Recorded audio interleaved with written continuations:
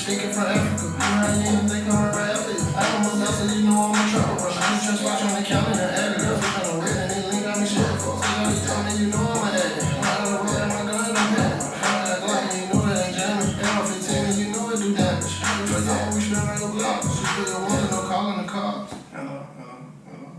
Yeah, fuck you. Who the fuck is that? Nigga. Get the fuck out of the block, nigga. Fuck you, nigga. Get off your block. I just, he got my money as always. I got my gun on me always. She ain't close to a cup in my hand. Stuck her blunt in my pocket for a band. She know what I'm gonna be on a band. Popping that pussy just for the blue band. Down football in my cup, I'm saying. Muscle, that's got me feel like a new man. Alright.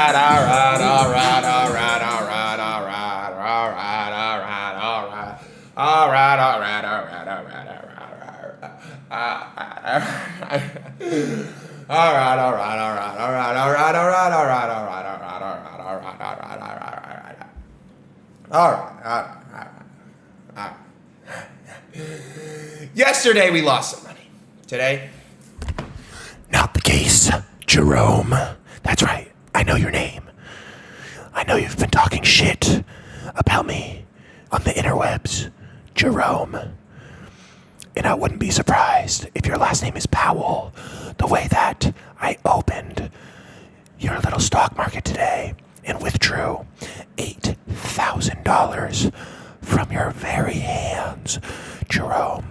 Next time you start talking shit, oh, TJR's on a losing streak. Guess what? I only lost one trade yesterday. And guess what? I made it all back today. So what are you going to do? I'm going to tell you exactly what you're going to do.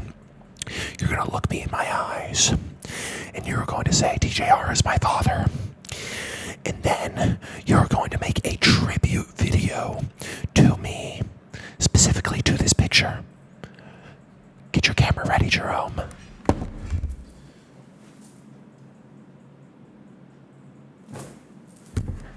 Did you get it? Good. I'm glad. I'll be expecting the video to be posted within 24 hours, and if it's not, expect a bigger and better win tomorrow. Just kidding. You're speaking tomorrow at the pulpit for FOMC. So I'm just not willing to test your boundaries on that day. But on Thursday, I'm coming for you. Emphasis on coming, Jerome. You have 24 hours. Let's get into the trade today. Obviously. Big bank take little bank. All right. Today was a pretty simple, pretty easy trading day. I made back all the money that I lost yesterday, so pretty much break even on the week. All right. And we have as you guys heard, we have FOMC tomorrow, so odds that I'll be trading tomorrow, pretty freaking low. But regardless, we're not here to talk about that. We're here to talk about the trading day today. Okay, so again, daily buys. Coming into the day, NASDAQ was resting right above these 4-hour highs, so we had the potential to sweep out these 4-hour highs, which we ended up doing. On top of that, we had an hourly draw on liquidity right up here, a 4-hour draw on liquidity right up here, and then scaling down, we had an hourly draw on liquidity right here, and then an hourly imbalance right here. These two were used as our take profits for the day.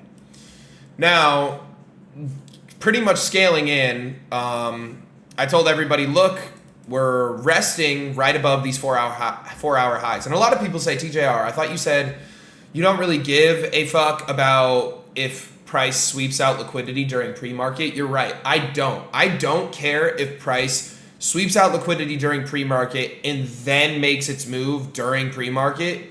But what I do care about is if price sweeps out liquidity and then doesn't make its move, and we're still pretty much at that high time frame draw on liquidity, that means the move is still yet to be made off that draw on liquidity.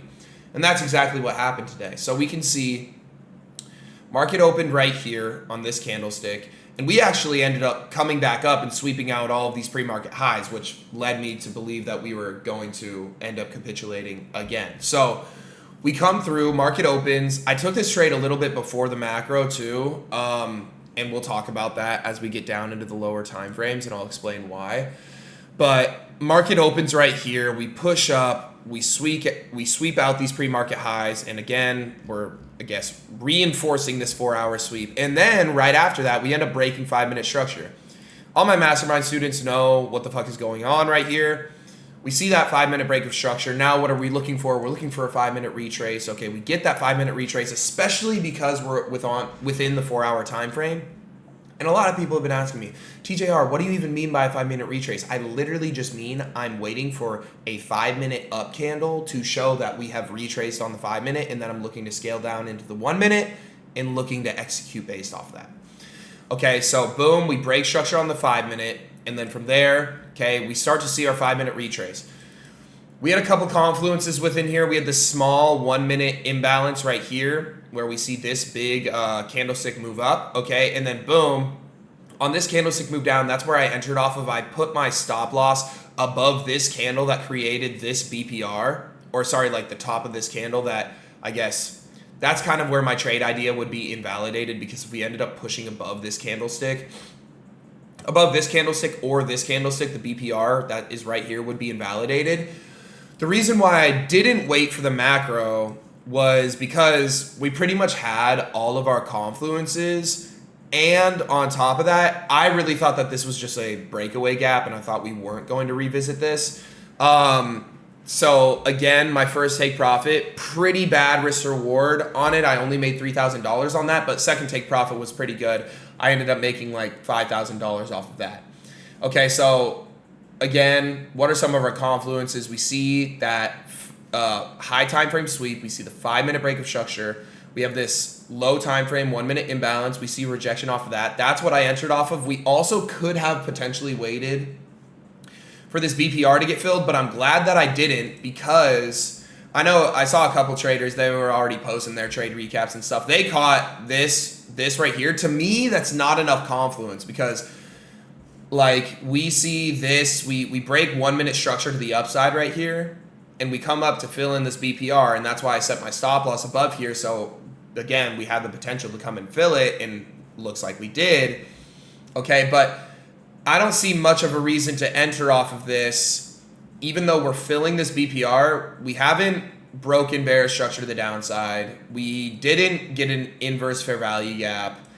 For me, like, I would have had to enter off this candle, and if, you know, like, I'm entering off this candle, then I'm entering at take profit 1, and that's just not ideal, right? So I'm very glad that I ended up taking this trade, and if I didn't take this trade, I probably wouldn't have taken a trade for the day, because this is where I would have wanted to enter. So I'm glad that I entered where I did.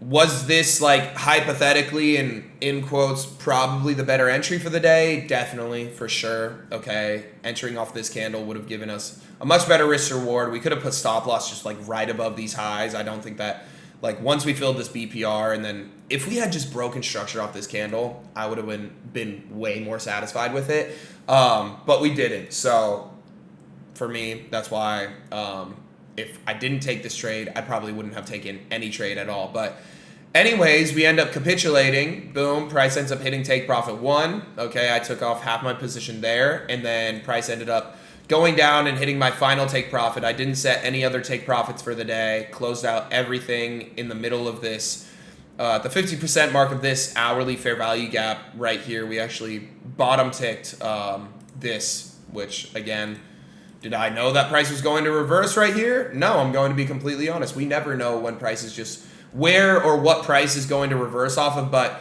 it's up to us to use our brains and use our confluences to our advantage, because price very well could have reversed off this 1 hour liquidity sweep. Price could have reversed off of just poking into this 1 hour fair value gap. It could have reversed like it did right here at the 50% mark. It could have reversed off of filling this entire fair value gap. So again, you know, I'm just going to say I closed everything right here, and we ended up just being a little bit lucky today. As you guys saw, I made back all of my losses from yesterday. I'm pretty sure I'm like up maybe $100 or $200 from yesterday's losses. So pretty much like a break-even week so far. Tomorrow we do have FOMC, okay? Federal funds rate, okay? I'm expecting we get rate cuts tomorrow, and I'm not going to lie. If you guys are on a funded account, I would not be trading tomorrow because we have federal funds rate, we have FOMC economic projections, we have the FOMC statement, and then we have a press conference at 2:30. I think price is going to be pretty stagnant going into the market, even though this is at 2 p.m., you know, okay, like we do have the opportunity to trade before then. But is it smart? I think price is really just going to wait for FOMC. I will be streaming tomorrow. Again, if you guys want to see me take these trades and talk about all of these confluences live, go on Kick. There's going to be a link in the description to talk where I go live every single morning for freaking free. Okay, it's not one of these like $100 a month things. It's like, boom, just get on to Kick. I do it live for you guys for free, and I talk about all of these confluences. And we also have a lot of fun in there. So that's NASDAQ. Let's go ahead and talk about ES now. ES, I did not see any trade setups for the day. So let's talk about our daily bias. So on ES, we were already above these 4-hour highs coming into pre-market. So really the next draws on liquidity were these hourly highs right here, and then these high time frame relative equal highs on the 4-hour right up here. Okay. We can see that price did not end up sweeping that. So again, no trade to be taken. However, you guys could have potentially taken a trade off of this 1 hour being swept because ES did not sweep out these highs. Technically, like this is a valid trade setup because boom, we come down, we sweep out these lows. Maybe you see some action in here. We break 1 minute structure. We come into equilibrium. We get rejections out of that. However, for me, it's like, boom. I already took my NASDAQ trade for the day. I don't really see any reason for me to try and put more risk on into the market and be at like a potential loss for the week when I'm already at pretty much break even or slight profit. So there's no reason for me to enter in on this. But yeah, the main reason for why I did not take a trade on ES was simply because my high time frame draw on liquidity did not get hit right when market opened like it did with NASDAQ. NASDAQ just offered a much better entry and than ES. But if I were to take a trade on ES, and if I didn't see anything on NASDAQ, it probably would have been off of this. Maybe, if I'm being completely honest, I probably wouldn't have taken this 1 minute trade. I would have wanted to see this 5 minute retrace right here and then maybe wait for some sort of confluence within here, which it doesn't look like there's much. So if I didn't take that NASDAQ trade, I'm just being completely honest with you guys, I probably would not have taken anything for the day. We can go ahead and show you guys some executions. Give me one moment. Let's see here. Wait. All right, so I'm covering up like the fucking rest of the account number just because I know a lot of you guys are fucking weirdos, but here we go. This was the profit for the day, and then here are the executions. It said that I executed on this up candle. I entered right when this candle closed, so that makes sense. And then boom, take profit 1, take profit 2 right here. So there you go. Solid trading day from me today. Let's go back to the charts. Yeah, overall, solid trading day for me today. Not really much that I would have done differently. I guess this was definitely a better entry, but again, like I was saying, probably would not have taken this trade just knowing myself and knowing that I would want to have waited for more confirmation. So if I didn't take this one, then probably would have been a no trading day for me. But yeah, regardless, pretty freaking solid for the day.